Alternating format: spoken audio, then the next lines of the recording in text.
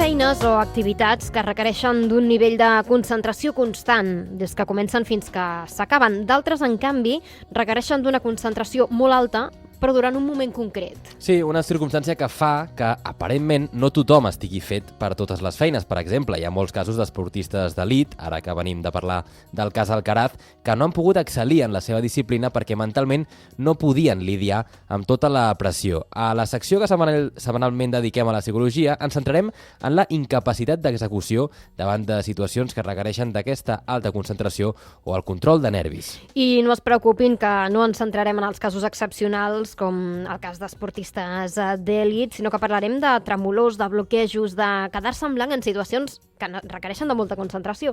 Tot plegat amb qui? Doncs amb el David Cueto, ja el coneixen, psicòleg al despatx Dr. Guilera, psicosetnes plugas i acepteco a León. David, què tal? Molt bona tarda. Muy buenas tardes otra vez. El que hem presentat i del que parlarem avui rep el nom d'ansietat d'execució, que pot ser realment incapacitant i pot també generar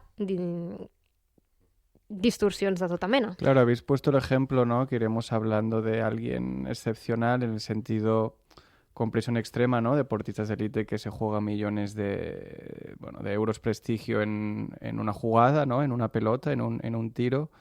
Llevándolo, ¿no? Pues como habéis comentado, es un diagnóstico realmente prevalente, una de las consultas en terapia más comunes. Y ese nombre técnico, ¿no?, de ansiedad de ejecución que se conoce en psicología, que comúnmente será más miedo escénico, pánico a representación, estaría tipificado en el manual diagnóstico como una especie de especificador del trastorno de ansiedad social. Ese diagnóstico de gente fobia social que se denomina, que tiene, ¿no? Los diagnósticos clínicos tienen como especificadores, concreciones, y en este caso sería el especificador de que esa angustia, esa incapacidad, activación fisiológica solamente ocurre cuando hay que ejecutar un tipo de tarea que uno es expuesto ante un público y especialmente va a ser juzgado por ello. Hay gente que tiene ansiedad social más general de socialización y hay gente que específicamente ahí entra un poco en un diagnóstico clínico por la pérdida de control, la incapacidad que tienen ante ello. Obviamente los humanos nos ponemos nerviosos ante cualquier evento que tenemos que realizar, exámenes, ¿no? Situaciones un poco de presión. Pero este diagnóstico clínico, como siempre suele decir, suele ser incapacitante. Las personas tienen un trabajo, tienen un empleo, la universidad, tienen que presentar. Y hay problemas porque hay muchas personas por historia personal, diagnóstico y cosas que iremos hablando, que tienen capacidad real para enfrentarse a ello, con lo cual es altamente incapacitante. La ansiedad hace sufrir realmente a las personas. Se manifiesta pues típicas expresiones de temblores, sudoraciones, boca seca, ¿no? Activación del sistema nervioso, y puede llevar un poco al ataque de pánico, a situaciones de pérdida de control, como hemos dicho, a evitación constante, ¿no? Las personas evitan totalmente y constantemente situaciones donde sean juzgadas. Como habéis comentado, cada persona yo creo que tiene como sus capacidades innatas, pero el problema en este caso es cuando es incapacitante, como digo, e impide a la persona tener una vida plena y le genera grandes contratiempos o, como decimos, o interferències dentro de su vida diària, personal o laboral. Clar, normalment en aquest espai parlem de trastorns que afecten a un grup concret de la població, sí. A vegades més gran, a vegades més petit, però crec que estem davant d'un problema que en menor o major mesura ens afecta a tots. Como hemos dicho, es un diagnóstico en terapia realmente común. Las estadísticas, claro, la prevalencia, como hemos hablado muchas veces, es a veces un poco compleja, pero la horquilla habla que incluso con la ansiedad social, con este especificador, ¿no?, de problemas de socialización concreta cuando tienes que expresar algo en público, puede llegar a un 3-5%, que es bastante elevado y que va íntimamente unido a la idea de la especie social, ¿no? Pensemos que como especie hemos vivido, como hemos hablado, cientos de miles de años en grupos pequeños de cazadores recolectores en un entorno mucho más hostil que hoy en día. De ahí que la ansiedad social se lía como una especie de sobreestimación de la posibilidad de que nos humillen y del coste social que tendremos a través de ese error, esa humillación. Entonces, la ansiedad social con la ansiedad de ejecución, yo creo que el componente principal es eso, es una sobreestimación. Los estudios hablan de problemas en la mente, predecir una probabilidad mayor de que seamos, como digo, humillados, quedados en evidencia, y también que tendrá un coste social muy elevado, porque imaginemos, ¿no?, en un barco en alta mar hace unos pocos años, un error puede provocar la muerte de muchas personas. Entonces la idea de esto es que los humanos hemos generado un estilo normalmente de alerta de alarma que podemos decir que es demasiado generalizado, porque hemos dicho por una sociedad que nuestro cerebro está acostumbrado a vivir en un entorno más natural y peligroso que el que tenemos ahora. Ahora es realmente interesante comparar el tema de las redes sociales, ¿no? Cómo se mide la vergüenza personal con un mundo entero a nuestra disposición. Lo que comentamos la semana pasada, la gente joven que no baila, no se expresa socialmente porque tiene miedo a ser grabada, viralizada, puesta en ridículo.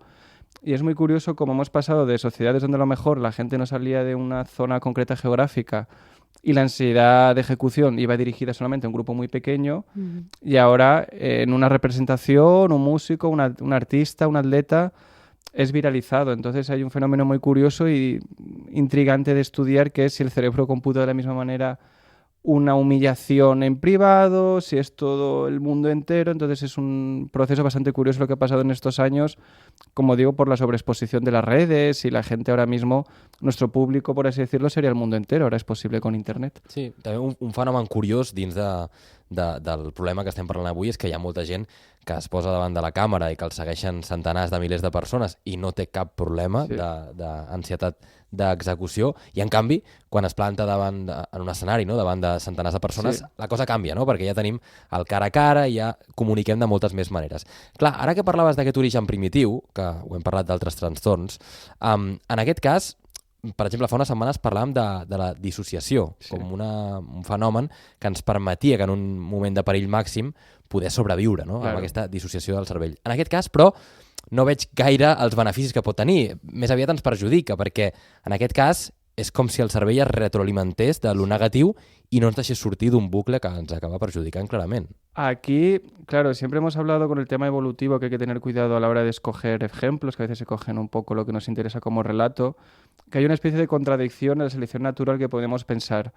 Lo que a lo mejor nos favorece como especie, la reproducción de la especie, nos perjudica como individuos. Y aquí hay este choque. Uno dice, vale, esta sobresensibilidad o hipersensibilidad ante el juicio social puede provocar que un individuo se bloquee, rumie, se boicotee, tenga problemas de todo tipo y como individuo esté a lo mejor drenado, esté controlado, ¿no? La ansiedad genera cansancio, extenuación, pero como especie digamos que esta hipersensibilidad social hace que las redes y la hiperconexión se mantengan, ¿no? Entonces esta es la clave del éxito humano, la cooperación social, el gregarismo, ¿no? El cooperar con otros individuos para nuestra supervivencia. Entonces siempre se cogen ejemplos evolutivos, John, sería este caso de que ahí está, a nivel abstracto como especie, este mecanismo evolutivo parece que viene bien, pero como individuos en concreto parece que esto nos puede boicotear, y esto es como una contradicción bastante curiosa que hay que ir estudiando y generando, pero básicamente la idea sería que lo que importa es lo general, no lo concreto, ¿no? de los individuos de una especie. Y es como hemos dicho, la gente puede pasar a tener cierto miedo, cierto descontrol, a la pérdida de control total. Entonces, el refuerzo, la opinión que tienen los demás, lo que hablamos de los adolescentes, ¿no? La hipersensibilidad hacia el rechazo social, que en el cerebro puede ser computado como dolor físico, esos circuitos están muy superpuestos, y es muy importante resaltar que los humanos tenemos este mecanismo y que tenemos que manejarlo y aprender a convivir con ellos, que tampoco tiene que ser negativo, porque la ansiedad también produce rendimiento y un poco estado de concentración, pero es muy interesante observar, como he dicho, cómo tenemos un cerebro a lo mejor programado para que 20, 10 personas en una vida nos sea juzgado, y hoy en día tenemos a nivel abstracto, como decimos, de cientos de millones de persones que poden ser nuestro público directo i objetivo. Sí, ara que parlaves d'aquest àmbit més cerebral, et volia preguntar per les bases de la por escènica patològica. Claro, aquí hay muchos estudios de neuroimagen, comparte, es un trastorno de ansiedad al final, ¿no? Tiene estas características de a nivel neurológico de hiperexcitación normalmente de la amígdala, de la zona un poco cerebral que predice el peligro, da el valor emocional, ¿no? del peligro que vendrá después, y también una desfrontalización, ¿no? Una bajada de control cognitivo, en el sentido de que la persona es inundada por sus emociones y sentimientos y percepciones, y es incapaz de razonar de manera abstracta o fría, porque el cerebro, digamos que hace abstracciones selectivas, el cerebro no puede focalizarse a todo. Entonces un trastorno de ejecución, ¿no? Un diagnóstico de ansiedad de ejecución Suele venir acompañada de hiperstimulación de la amígdala, va muy relacionado también con problemas de funciones ejecutivas, como hemos dicho, problemas de secuenciación, de inhibición de la impulsividad, ¿no? Estamos sobrepasados. A nivel diagnóstico, claro, es evidente que tiene muchas superposiciones, por ejemplo, con el trastorno del pánico, personas que tienen este diagnóstico en una serie de ejecución puede ocurrir o no, pero claro, el hecho diferencial sería en principio que el resto del pánico, el disparador no sería el tema social en sí, simplemente el miedo a que te dé un ataque de pánico en cualquier situación. También muy relacionado con el estrés postraumático. Si alguien tiene lo que se llama el eje hipotálamo hipofisario adrenal, ¿no? Este mecanismo que tenemos de alerta, de alarma, de recuperación de elementos de vivencias peligrosas, si ya hay una desregulación de este sistema biológico y hormonal, lo que suele ocurrir es que la persona tiene un desajuste, problemas de homeostasis o de mantener un poco el pensamiento o una escalerita de la ansiedad. Entonces imaginemos que la ansiedad se dispara automáticamente, sube muy rápido, por así decirlo, y es muy difícil de bajar. Entonces a nivel neuroanatómico está bien estudiado qué problemas a nivel cerebral, a nivel hormonal, es decir, es un todo, pero la base sería eso, problemas un poco de hiperexcitación emocional, bajo control cognitivo y situaciones a lo mejor donde la persona tiende a lo mejor a la medicación o ha adquirido conductas compensatorias que pueden ser patológicas que tratar en terapia. Entonces es un diagnóstico que hay unas bases concretas, pero cada persona, como decimos siempre, se presentan diferentes características y tiene que haber un estudio individual para luego realitzar un bon tractament i una mejoria de los símptomes. Clar, imagino que com amb diverses patologies també deuen tenir relació amb altres diagnòstics clínics. També et volia preguntar si aquesta ansietat d'execució és més aviat una conseqüència d'altres diagnòstics o la causa, potser en aquest cas. Claro, es muy interesante, Joan, porque en la ansiedad de ejecución los estudios normalmente hablan en temas de hay matemática, ¿no? De matemáticas hablamos una vez con ansiedad matemática, deporte de élite, evidentemente, música, representaciones musicales, está muy bien estudiado, tiene mucha categoría, mucho estudio científico concreto y evidentemente el tema de hablar en público, en el entorno escolar, y estas serían un poco las pilares de la ansiedad de ejecución. Pero claro, el problema de esto es que se hacen generalizaciones de elementos. Tocar una pieza de representación en público no es lo mismo tener una banda, un solista, en una orquesta. Entonces hay generalidades, normalmente las variables van por ahí. También está muy estudiado con el tema de la sexualidad, ya que hay cierta discusión de si la ansiedad de ejecución es una consecuencia de un diagnóstico clínico, ¿no? Por ejemplo, algo de mujeres vaginismo, en hombres disfunción eréctil, problemas de deseo, hipoactivo, o puede ser algo más nuclear. Entonces, con la ansiedad de ejecución hay a veces esta discusión de es algo originario, es algo secundario, especialmente con el tema de del rendimiento sexual, que es algo que en terapia de pareja se ve bastante, gente con problemas a la hora de tener relaciones íntimas, con problemas de vergüenza, de ansiedad, el tema de apagar la luz, un tema muy, muy recurrente en terapia. Y como decimos, son los ámbitos principales, pero en cualquier elemento que cualquier persona está siendo juzgada, en principio la ansiedad de ejecución puede aparecer de manera patológica, pero para resumir, como digo, sería tema deportivo, tema musical, tema sexual y evidentemente tema escolar o universitario de dar charlas, conferències i demás. Clar, és això. D'aquí una estona parlarem de les pautes que crec que avui són molt útils, no? Perquè és important saber sortir-se d'aquest estat de sobreexcitació i poder tornar a recuperar el control del nostre cos. Però clar, abans ho deies, com es presenta aquesta ansietat d'execució és molt diferent a les persones. Hi ha alguns que ho manifesten amb suors, d'altres això, amb tremolors, que inclús altres persones que també poden patir d'aquesta ansietat d'execució no tenen, i crec que jo he vist moltes persones que estan nervioses parlant en públic que quan s'han de preocupar de que els hi surt una suor a sota l'axil o això no els ajuda, perquè ja els hi suma una preocupació que encara els és més difícil sortir d'aquest estat. Esa hipervigilancia sería una característica fundamental de la ansiedad de ejecución, en el sentido de que sería algo así como que el cerebro o nuestro cuerpo percibe que va a perder el control, que siente que no va a poder realizar la tarea de manera exitosa, y hay una hiperfocalización en pequeños detalles, que si tengo bien puesta la camisa, se nota la roncha de sudor, el peinado, los olores. Entonces hay esa falta de control cognitivo, en el sentido de que el cuerpo se siente tan desbordado que de alguna manera, por así decirlo, para sentir que recupera el control, se hiperfocaliza en detalles que son a su vez,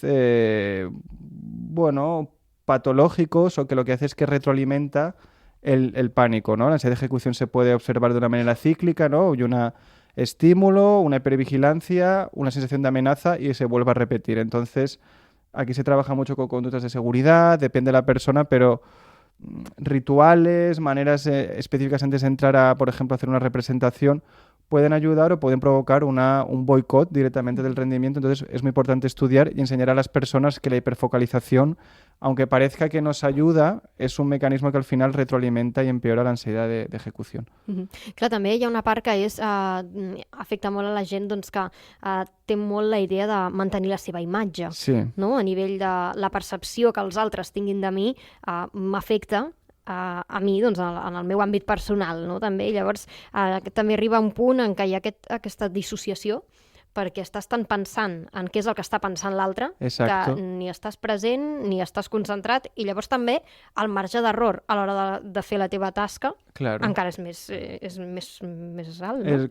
Digamos que para entrar en flow, en rendimiento óptimo, habría que estar observándose la tarea, pero de manera técnica. Si estamos rumiando y pensando cómo nos juzgarán, sobre todo las consecuencias, no estamos en la que y el ahora, por así decirlo. Se ha visto Lola mucho con el tema de los estereotipos, como en esa de ejecución, por ejemplo, en esta idea de las chicas o las niñas, que esto afortunadamente se va erradicando, pero esto sigue demasiado en boga para mi gusto, es que los chicos son buenos en mates y las chicas no. Entonces, está muy estudiado, por ejemplo, en ansiedad de ejecución de las niñas en clase de primaria. Al hacer un examen de matemáticas hay estudios que prueban de que sienten más presión, sienten mayor ansiedad de ejecución, porque hay un estereotipo general que las sitúa en que tendrá menos éxito la tarea que hacen. Entonces, en ese sentido, hay un conflicto del ego, del yo, de yo soy una persona útil y práctica, una persona con capacidad y talento, pero el mundo me está diciendo que no valgo para esto. Entonces se activa, se dispara esa sensación de vigilancia, de control, y la persona realiza mal la tarea simplemente porque hay un estereotipo que choca contra la idea individual que tiene esa persona de autorrendimiento i d'autoeficàcia que tiene ella misma. Passem a l'apartat de les pautes ja, perquè crec que és molt interessant. Avui, per exemple, pensava en casos d'ansietat d'execució. Crec que és important conèixer les pautes a persones que aquesta ansietat els és molt elevada, per tant els incapacita totalment, però també a les persones que els hi costa molt parlar en públic, potser no les incapacita tant, i que això, al llarg dels anys, veuen com no poden eliminar-se, no poden desfer-se d'aquesta por escènica, encara que sigui en un grau menor.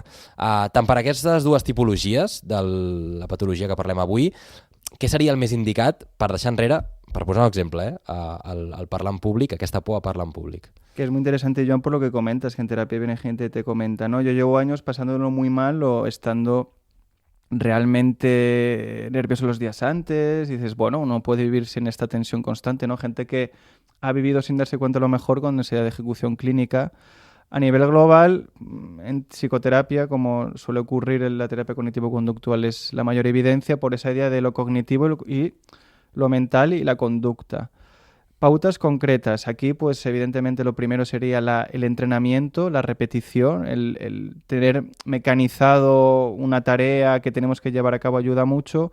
Y muy importante el entrenamiento que llevemos a cabo esa tarea, porque esto es un fallo que suele ocurrir muchas veces, que a la hora de realizar el entrenamiento, la prueba, el examen, la representación, no lo hacemos a lo mejor en la misma hora, en el mismo sitio. Entonces, imitar el elemento donde vamos a actuar suele ser bastante satisfactorio. Esto se sabe en oposiciones, ¿no? Con los simulacros, en el mismo sitio, misma hora, ¿no? Acostumbrar el cuerpo. O un cantant, assajar molt per estar convençut d'un mateix, ¿no? En el cas d'un cantant, d'un músic. Exacto, que lo acompañe siempre el mismo equipo, la misma gente, ¿no? Esa especie de compartimentalización. Y a nivel personal, imaginemos, hay un estudio que a lo mejor puede ser utilizado yo los oyentes, que me pareció bastante interesante, que decía algo así. Cogían a personas que tienen que cantar en público, representaciones un poco, ¿no? Que sentían esta ansiedad de ejecución, y les decían, vale, tú antes de hacer la representación, en vez de decirte a ti misma, estoy nervioso, estoy nerviosa, me siento intranquilo, dite a ti mismo, estoy contento, tengo ganas de actuar en esta tarea. La idea sería porque, claro, hay una activación fisiológica y los sentimientos de felicidad, excitación, emoción positiva, la valencia positiva con los nervios, la angustia, la ansiedad de ejecución clínica, es algo similar en el sentido de que hay no cerebralmente, pero a nivel global el cuerpo sube las pulsaciones, sube la sudoración. Entonces la idea sería que como humanos a veces nos cuesta distinguir un poco los matices de las emociones porque son automáticas, a veces ambiguas y contradictorias, esto a los humanos nos cuesta mucho.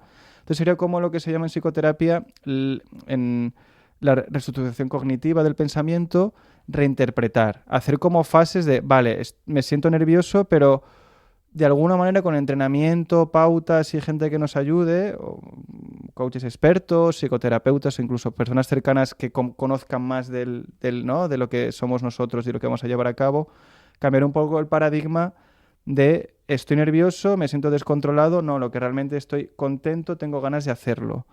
Esto se ha estudiado mucho con pilotos, ¿no? Con entrenamiento psicológico para pilotos, cuando nos meten en el simulador. Me explicaron algo así, que la idea sería que cuando aparece el piloto rojo de peligro, ¿no? Sale una lucecita que indica que algo no va a venir en el avión.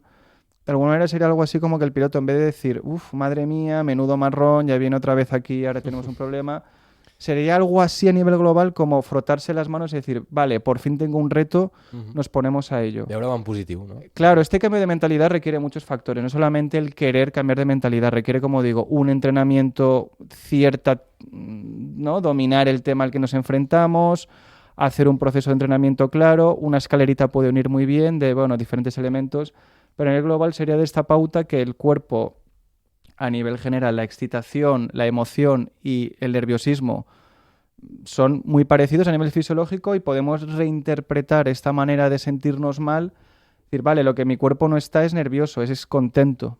Y es un mecanismo, esto no es magia, no se trata de hacerlo una vez y ya está, pero es una manera de enfocarlo que puede ayudarnos a muchas personas a que por lo menos ese choque emocional, porque las emociones tienen este tema paradójico, que si intentamos reprimirlas o controlarlas, vuelven a subir. Entonces, controlar es lo que suele pasar con ansiedad de ejecución. La persona quiere controlar la angustia, el descontrol, la activación fisiológica y ganas de controlar solamente llevan a un mayor disparamiento de la ansiedad. Entonces sería reinterpretar de esta manera, utilizar aparatos de biofeedback, a veces va muy bien en el sentido de que nos midan las pulsaciones, utilizar retroalimentación constante y luego hacer técnicas clásicas, pues, como suelo decir, ¿no? La meditación, la escritura expresiva, el tener elementos un poco de redes de apoyo que nos ayuden a conectar con los demás. Entonces, es un trabajo individual, a las personas, a alguna gente le vendrá mal, le vendrá peor, pero la pauta general sería, como decimos, la reinterpretación cognitiva.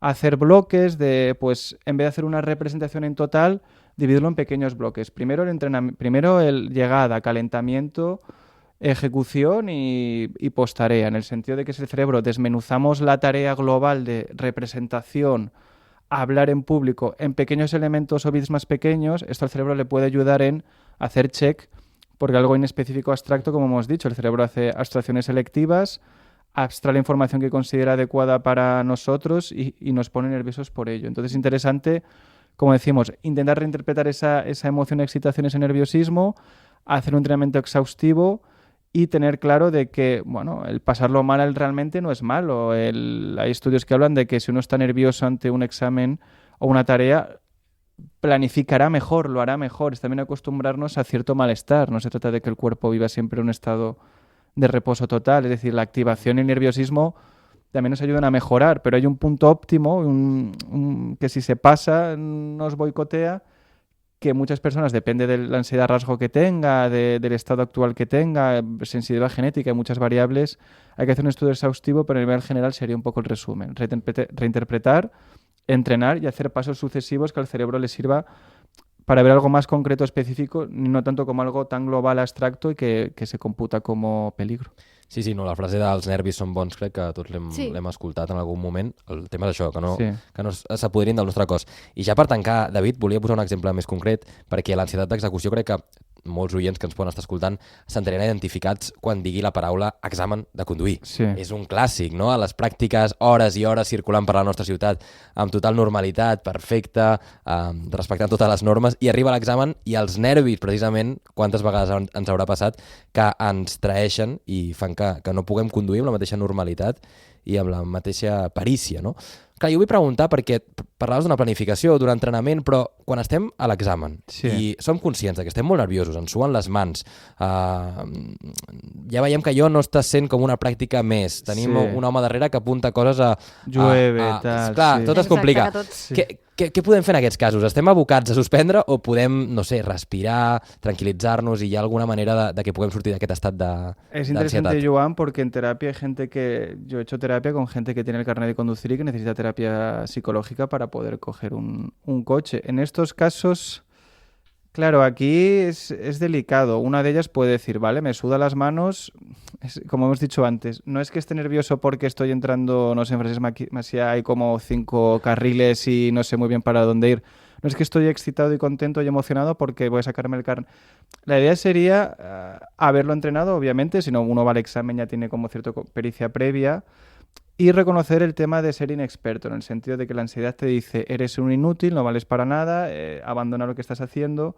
Lo importante en este sería, si tenemos una carga cognitiva, porque estamos nerviosos, es disminuirla. Entonces sería hacer las cosas más despacio, más tranquilo, comprobar 2 veces el retrovisor, mirar bien la palanca de cambio, en el sentido de que el cerebro siente que pierde el control, suda, se emociona, pierde, ¿no?, sequedad. Entonces, en estos casos se retroalimenta si seguimos avanzando rápidamente. Entonces, hacer pequeñas paradas, pequeños comentarios. Se puede comentar incluso al examinador, oye, espera un momento, quiero hacer una pequeña pausa.